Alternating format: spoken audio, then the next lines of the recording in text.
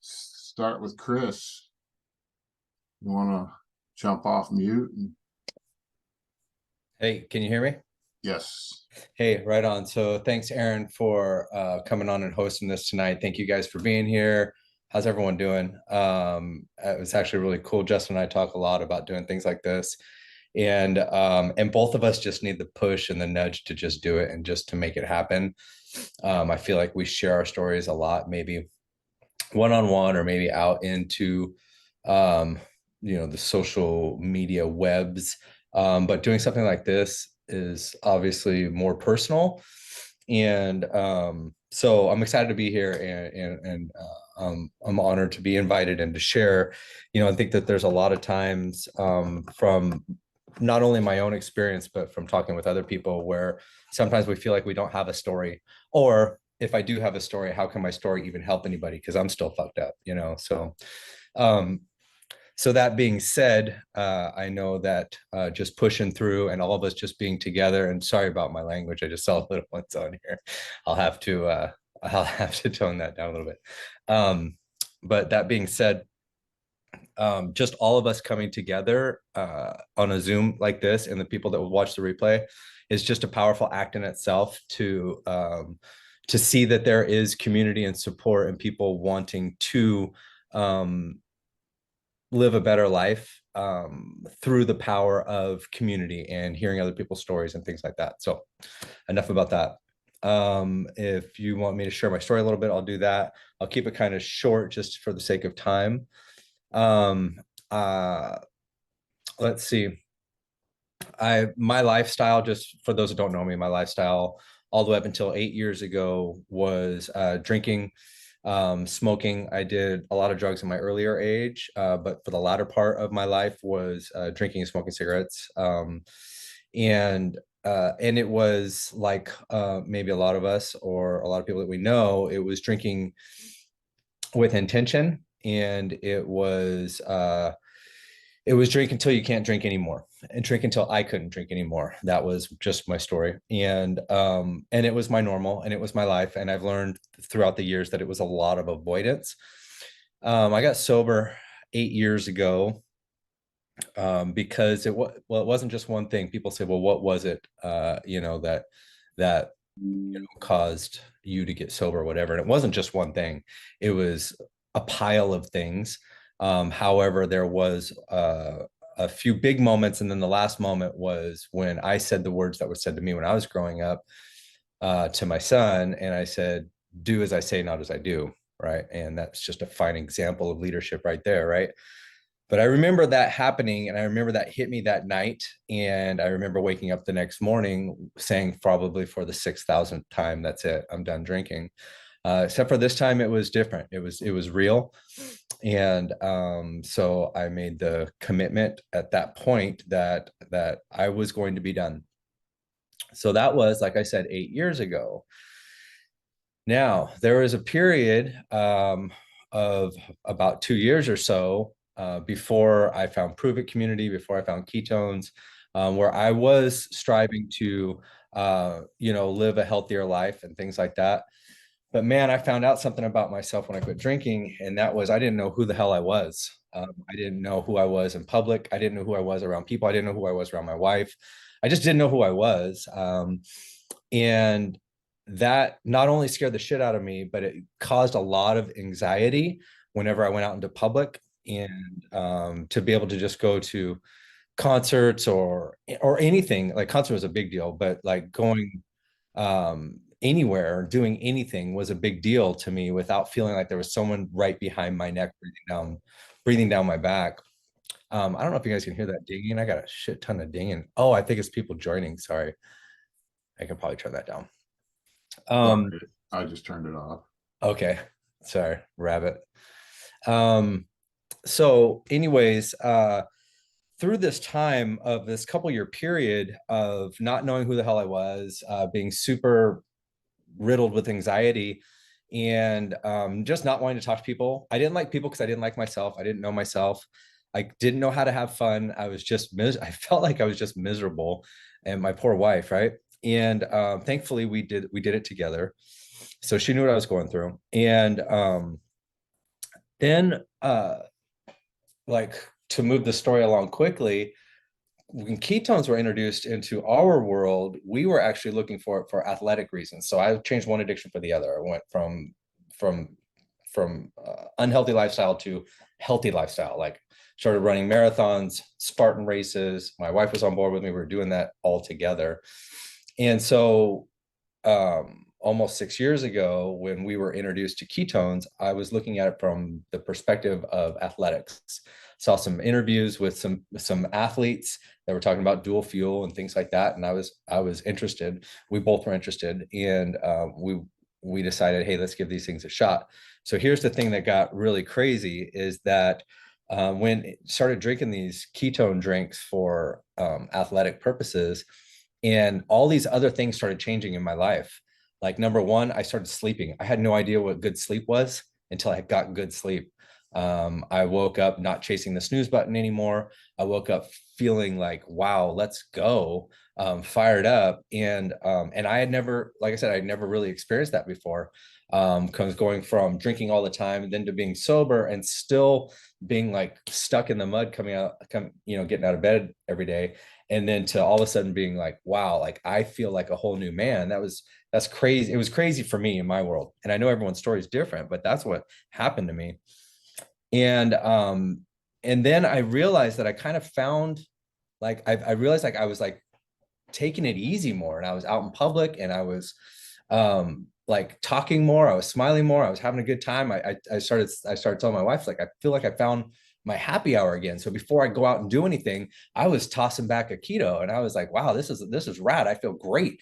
And I almost got scared. I was almost like, wow, is this like another addiction thing? Like I was really seriously thinking about that. And then learning all the science is like, okay, so instead of like coffee and rock stars and all this other shit, how about something that's like good for me, and like I can improve my health and my brain and my heart, all of these things, and actually feel better and function better in crowds. And from that point on, when I had that realization, it was game on to share my sobriety story in a way that I knew I had something that's not looked upon so much as a solution, like this is going to help you quit drinking or whatever it is, help you with your addiction. Not saying that that's what's going to happen, but to say that, hey, there's something that's going to make the process possibly a little bit easier. Man, I'm all in for that. And so I really started sharing a lot about that. And I think that's how, got connected with so many of you guys and through the same journey. So I'm not sure if that's exactly what you want to hear, but that's why I'm here today.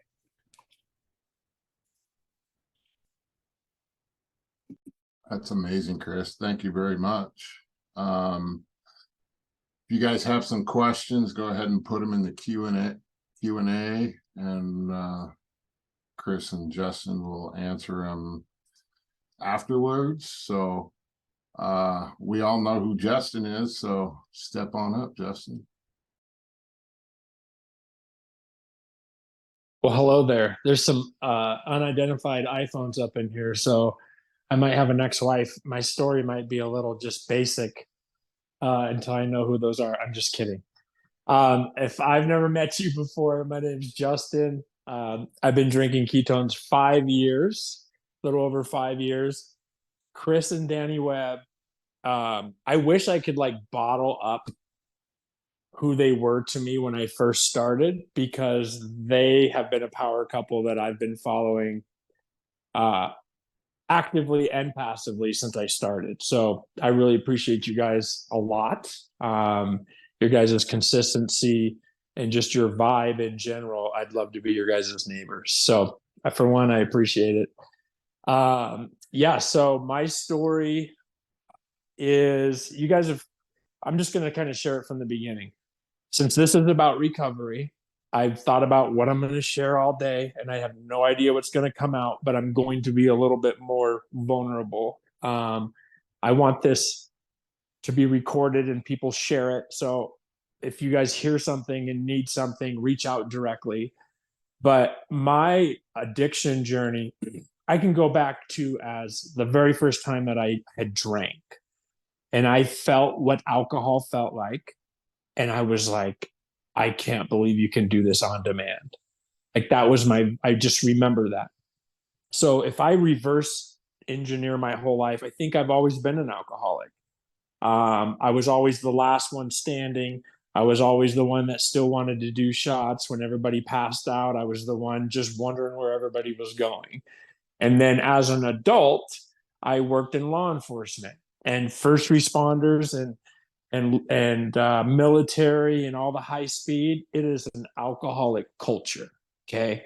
If you're not a drinker and one of the then you don't got shit to do. I mean, I even smoked for a while because I got more breaks in the military to go out and get another 15-minute break. But I was always chasing something. And then even when I was a police officer, obviously you don't drink during the week and all that, but on the weekends and when it was time, it was bananas and pajamas. So I actually was introduced to ketones my very first day back to work after I went to rehab. And so I went to rehab for alcohol. My history is by the end, it was everything. Didn't matter what it was. I would do it twice. And when I went to rehab the first time, I just talked about alcohol because that's all they knew about. So I was like, okay, yeah. And then I'm never going to do it again. That didn't work for me. And when I came back, I wanted to get sober. I had put on weight and I was looking to do all the things. So when I came back from treatment, one of my IT guys, I always invite him, but he never shows up. He's the one who really saved my life. He's the one who introduced me to ketones. He's not on here. But the guy, if you guys know my buddy Mike, he's built like Peter Pan. Not anymore, but he was like $140 soaking wet.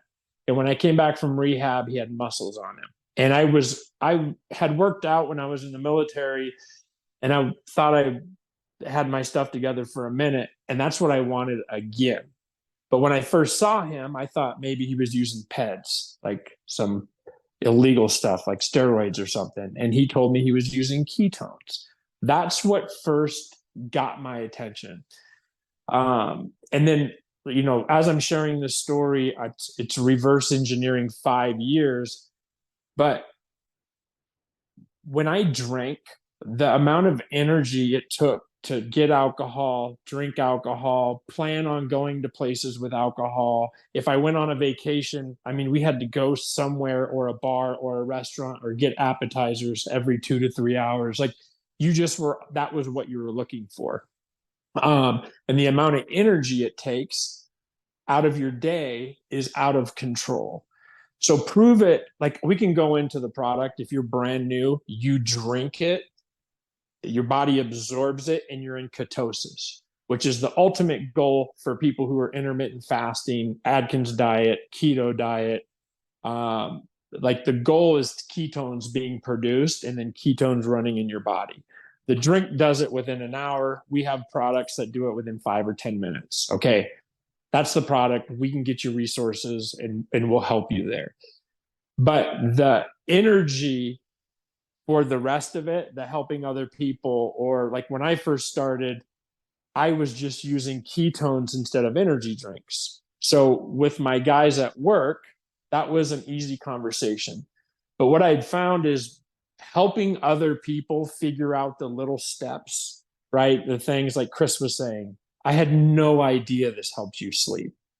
So the other side of Prove It is the product itself, which is great.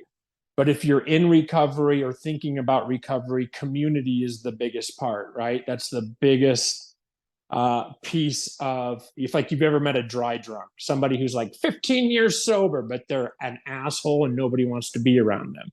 That's because they're missing the community part usually. So Prove It is like well-rounded in that fashion. And I think the reason that Chris and I finally decided to do this Zoom, he'll tell you, Chris, we've probably talked about this Zoom for like a year and a half, I would probably say, here and there. Like, oh my God, we should do this. I've been scared. I don't know what your story is, but I'm always wondering if people even want to hear this. But the culmination of where Prove It has gone and what this product does, like, we're idiots not to share this at the highest level for people who might need this or people who might want to leverage a product for the recovery. So for me, I have this. This was like, people want to know, okay, if I'm in recovery or I'm thinking about it, where does it help? I use the product in the evening because that's where I got squirrely. And when I put on that 70 pounds, it was because I was eating and smashing sugary food, especially at night. Because by the end of every single day, whatever I was consuming probably had sugar in it in some way, shape, or form. And my body was used to that. So people who are in recovery, our nights are usually squirrely, right? With eating until we pass out. We wake up with a chip bowl stuck in our ass in the bed, maybe. I don't know. But I mean, even when I first got sober, they would put me on trazodone and Ambien and all this other stuff that just made everything almost worse, especially for the munchies. So being able to have something that can separate yourself from the weight that we usually put on. I do interventions now, and I would like to see what the percentage is. But almost everybody who gets sober, that first year of sobriety, they put on some weight. It just usually comes. And then people in recovery, I'm rambling, Aaron, so stop me. But people in recovery, like, if I'm sober, but I put on 60 pounds, that makes me depressed. What do I do when I get depressed? I'm going to go back and get a 6-pack and find something to eat. I don't know. But it just takes that extra hoop that a lot of people have to jump through in their recovery journey. So community, the product, all of it has been amazing. 4.5 years sober. And then really trying to muscle my way through the business side of Prove It. But my goal of this Zoom was to say, hey, whatever you're going through, drugs or alcohol, but you can literally apply all of that to food and lifestyle, this might be able to help you. And somebody on this Zoom, whoever invited you, can give you the information that you're looking for. But if you've made it this long, I appreciate it. And then I'll open it up back to Aaron and see if anybody's got questions. Yeah, I believe this one's for Chris. Thank you so much, Justin. That was awesome. We out here saving some lives, or hopefully that's the goal. So we got a question for Chris. What were your cravings after you stopped drinking and smoking, and how did ketones help? So for me, that's a good question. And I think it's different for everybody. All of us are moving away from pain and towards pleasure. And so you have whatever it is for us that could be pleasurable. And when we're trying to get clean and sober, that is one that we're trying to stay away from, obviously. So what's the next best thing? And like for me, chocolate for sure. And so a lot of sugar cravings, a lot of Netflix binging. And the thing is that, see, ultimately we have to just figure out what the hell we want, right? We can want to be sober, and that's great. We can want to be clean. We can want to live that life, and that's great. And that's admirable. And we should, if it was a problem, then we should. But what else beyond that? And I think that's where we really need to like dig deep and look in the mirror and think, what else do we want? And so for me, what I really got clarity on is what kind of husband did I want to be? What kind of father did I want to be? And what kind of business leader did I want to be? Those are like the 3 major things that I was looking at. And so in order to be the husband and the father and the leader that I wanted to be, I had to lead by example. And so in my head, I had to find out, who would I want as a leader? Who would I want as, who would I want my daughter to marry? Who would I want my son to be for his wife? Who does my wife deserve? Who would I follow in business? What would their traits be? So I really started digging into that. And because of this community, so many doors were opened up in regards to personal development, personal growth, different podcasts, different books, different people, mentors, coaches. And I just started really digging into a lot of self-awareness So I know it's kind of off the question that you asked, Aaron, or whoever asked the question.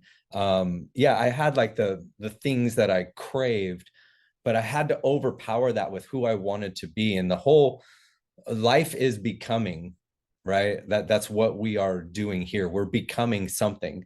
And hopefully we're becoming better. And so when I say that because it's important to know who we want to become, because we will become something. And if we don't know what the hell that is, someone will give it to us, right? Like we'll get nudged in somebody else's direction if we're not nudging ourselves in the direction that we want to be going. And to level that up, or I should say, sometimes I don't like that term, level it up. To make that a more solid reality, it's the people we're surrounded by that are going to nudge us in the right direction if we so choose. Right.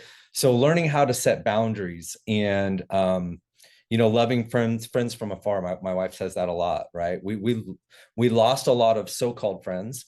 But and I was talking to somebody just the other day, he was battling a lot with, trying to get sober with his friends, giving him shit and his friends this and his friends that. I go, look, brother, they're not your friends if they don't support you. I don't give a shit what they say. They're not your friends. They're not. And that might hurt to say because you all were buddies since kindergarten. But if you all were buddies for that long and you want to do something to improve your life and they don't support you, it's about them. It's not about you. Right. So love them from afar. So I say that to say that who we choose to put in our life and who we choose to set outside of the boundaries, outside of the boundaries is so important in the direction of who we're becoming. So all of that is like what I keep like always thinking about whenever I feel like I'm getting off course in anything, whether it's my mental game, my relationship with my wife, my physical fitness, my eating habits, my cravings, whatever it is, it's who am I becoming? And I have to tie it back to this community because this community has been such an anchor for so many people to like bring me back to like I hold myself accountable to so many of you guys that I've shared my story with, and to people online and to people in person. Like I hold myself accountable to you guys to be that person that I say I'm becoming. I'm doing those things. I know y'all are trying to do those things. Right. And so it's so much, I look at you guys and people who support me and my wife as people who aren't going to let me off the hook, that aren't going to say, it's okay, bro. You can go out and just have one beer, dude. You've been sober for 8 years. Go celebrate.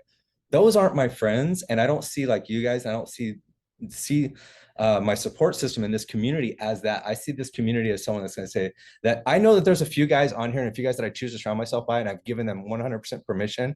And I would challenge you, if you haven't done this before, to get in my face if I get off track from the goals that I've told you I set for myself. And those allies will keep me on track, even if they never have to say it. Hopefully they never will have to say it. I know that they have permission to say it to me. So I keep myself straight. I'm rambling now from that question, but I felt like I wanted to share that. No, that's so awesome. And that was kind of leading into my next question, since you kind of already answered it. Justin, how has the ketone community kind of in itself helped with your recovery and the mindset, just kind of like Chris was leading into? Okay. Well, this is about recovery, so I don't have to put this disclosure statement on. And other people recover in different ways, right? I use a program. Y'all know what it is. And it's a lot of it's about anonymity. And there was a reason anonymity back in the day was important, right? Because back in the 30s and 40s, when people were alcoholics and drug addicts, they didn't know what to do with us. They put us in insane asylums. Like whether you were a doctor, a lawyer, a cop, or a pilot, you went to the crazy farm because nobody knew how to deal with you and you lost everything. So they came up with this group and this program that 74% of the people who went through it were healed. If there was a pill that 74% of the people who took it got sober, it would be everywhere, right? But now those stats are a little different because there's court commits, people are forced to go, and all the things, right? But back in the day, that program worked. Okay, 74% of everybody who ran through the steps in 1 month, their first month with another man, got healed. If I reverse engineer all of that and I apply it to prove it, it's exactly the same thing. You have a community of like-minded people going in the same direction. And like Chris said, we get to police ourselves. Do you know, when I worked the streets, some of the best groups were the cartel and the mafia? Why was that? They policed themselves. They handled each other's business before it got outside. And then when you heard of something in the media, it was because somebody stepped out of line. It got messy. But when you police yourself and you're all on the same, I've seen it work. So this community itself, I don't even think we understand the power or even harnessed it correctly, because the community is the only reason I'm still here drinking this stuff. I honestly believe that. I can't say that all over social media, but like Chris said, when I feel sideways, I'll get a weird text from Aaron that's like, "Hey dude, you feeling okay?" And I'm like, "Why? What'd you see? Why am I acting weird?" Blah, blah, blah. But it keeps me accountable. And because we all drift, but if somebody snaps a knot in my arse a little quicker, so I don't I don't destroy what I built or create resentments or cause more chaos, I get to continue to move forward. And so the community itself, the product is amazing. I can name 30 different things it can take the place of why I think everybody should drink it.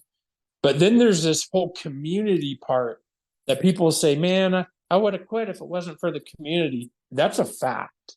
And whether you're on here just to drink this and figure out your sugar cravings, just know that there is something else behind it that is long-term support. With all due respect, if Prove It goes somewhere tomorrow, I have hundreds and hundreds of ride or die friends that I could call at any time. I really believe that. And then if we just piggyback Prove It itself, that Danny and Chris Webb were pretty much one of the first major couples in Prove It. Prove It's only been around 8 years.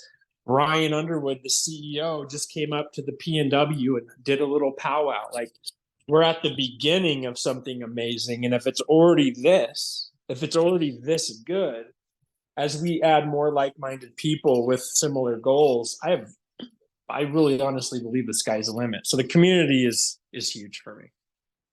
Sorry, that was long. It's all good. I love it. Community is amazing. I mean, that's the only reason why I'm here. I mean, obviously the product works, but I've already gone through that road where drinking the product and had some success, but without the community and the personal development on the backside, I'm not going to stick around. Some of I'm in recovery as well.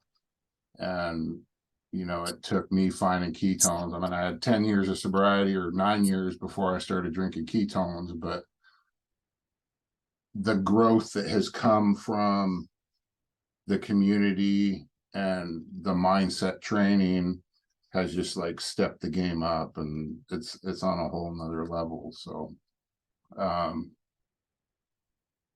yeah, it's amazing. I mean, if you guys got more questions, put them in the chat or raise your hand and I'll unmute you and you can ask them yourself. Or if you guys are done, we can end it. Real quick, if you guys are watching and you like this, because this is our first time doing one like this. So say yes or say something cool just to give us a little feedback. But what if we did one of these once a week, where we highlighted, it doesn't necessarily need to be just recovery, but if you guys like that vibe, the reason I'm so passionate about this, because I have some people in my group who are like, they literally will say this to me. I don't know, is that recovery stuff? And it's their own insecurities because they drink a couple glasses of wine a night And it's like, I don't care. I don't care. I wish I could drink like a normal person. Like, congratulations. This isn't about you. It's about your knucklehead brother-in-law that nobody knows how to help. Like, that's why I want you on this Zoom, so you can hear it and maybe regurgitate it to somebody else. So I'm super passionate about this because a few of you on here know some of them. There are people in my life who are gone now, literally in the last couple of weeks, because people think we got time. People think that, oh, they're just dilly-dallying with those pills. It's like, you don't have the time. Like, if you know me in my recovery, I used to, if you live in Washington State, I used to get in the car and drive an hour and something over the Narrows Bridge to go to a meeting, so I didn't know anybody. And I wasn't going to tell anybody and all the details about my life. And I needed to get fixed, but I wasn't going to talk about it. Now my kids know I go to a meeting 3 days a week. They'll run my big book out to me. There's parts where they don't know everything, but we just don't have any time. So when they grow up, they can know their dad had a problem, and maybe they should think twice before they get silly.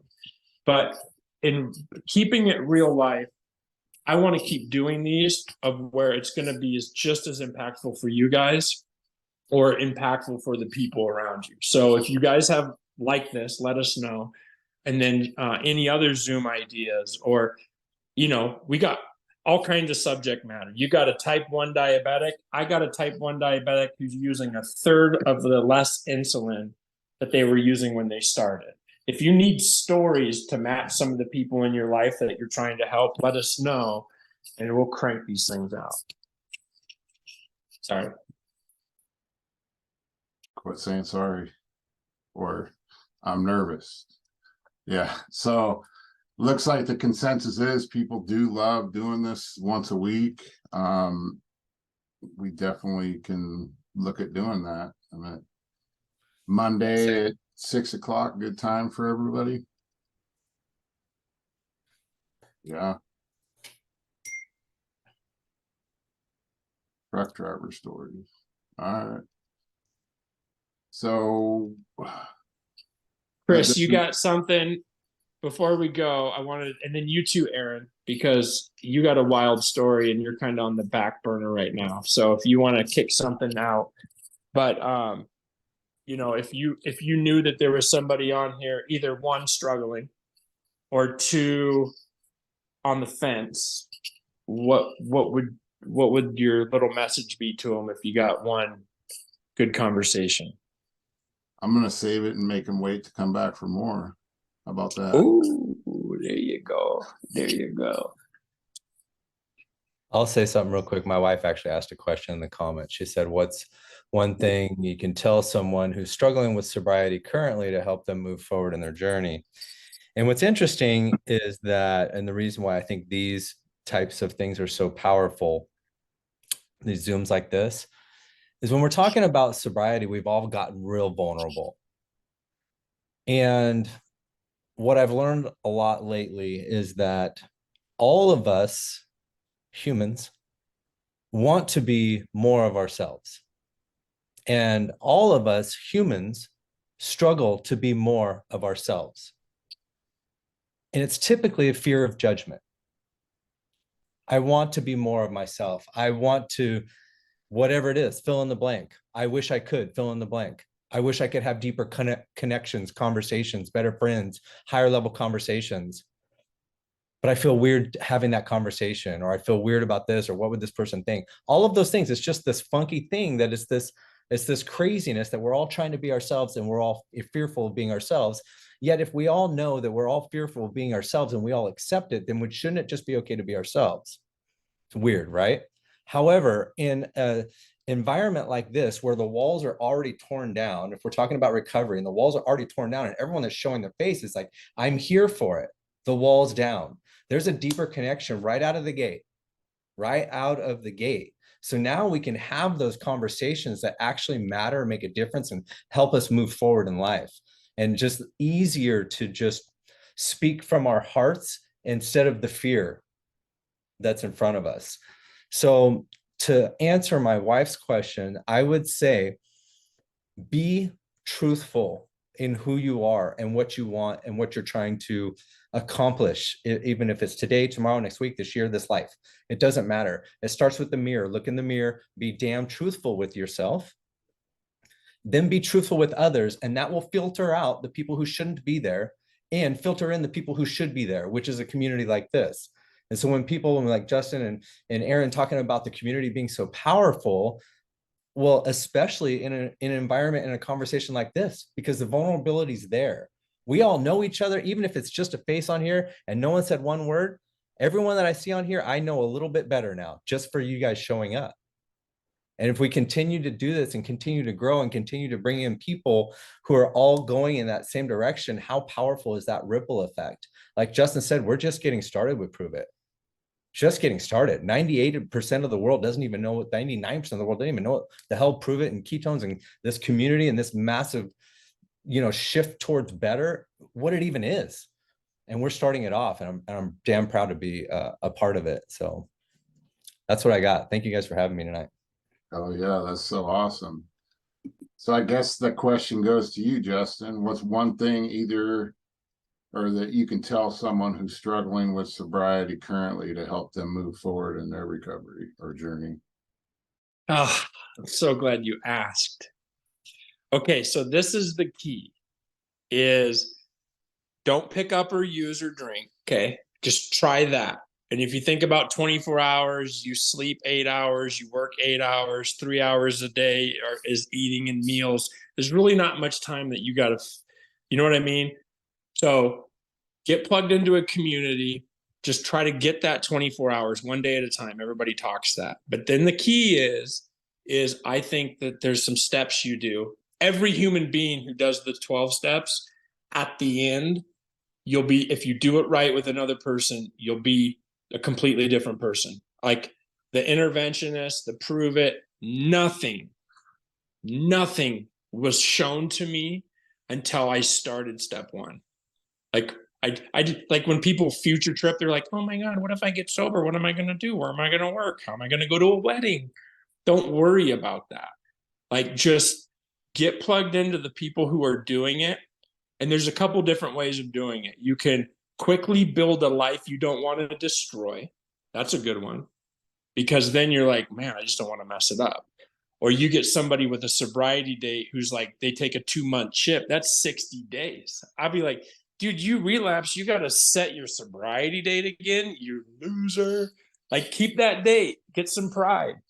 But get plugged into people who are doing it the way that you want. Right. And one person won't have it all, but that's why the whole community and groups and all the other things work out.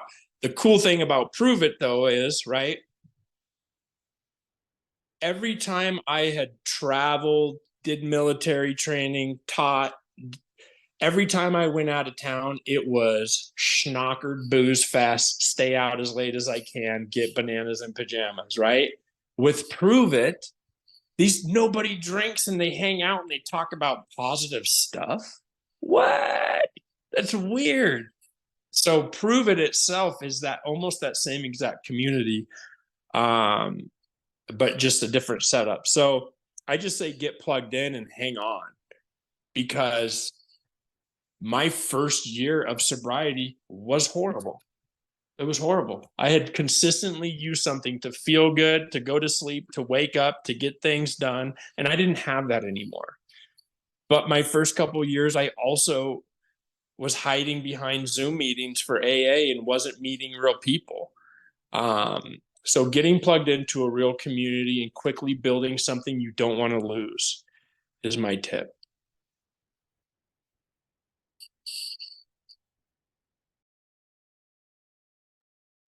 That's awesome. Sorry about that. I was reading the chat. So, I think this has been awesome. Thank you, Chris, and thank you, Justin, for throwing this together and then asking me to host it. I'll do whatever. So, I think it's a good point to end, unless you guys have anything else, and we'll roll through with it next week and do a different topic or same one with different people. Thank you very much. If you're watching the replay, somebody sent this to you. Hit them back and say, yo, I like what I heard. Can I get some more info? Or if you're watching this, somebody invited you. The community aspect in our community is real. So if down the line you're watching this, get a hold of somebody. We'll connect you to the right person. And just ask lots of questions. That's all I got. Yes, and the replay, there is a recording, so that'll come out shortly. I'll get it to Justin and he can do what he wants with it. So awesome. Thank you, everyone. I hope you have a good rest of your evening. Thanks, you guys. Good night.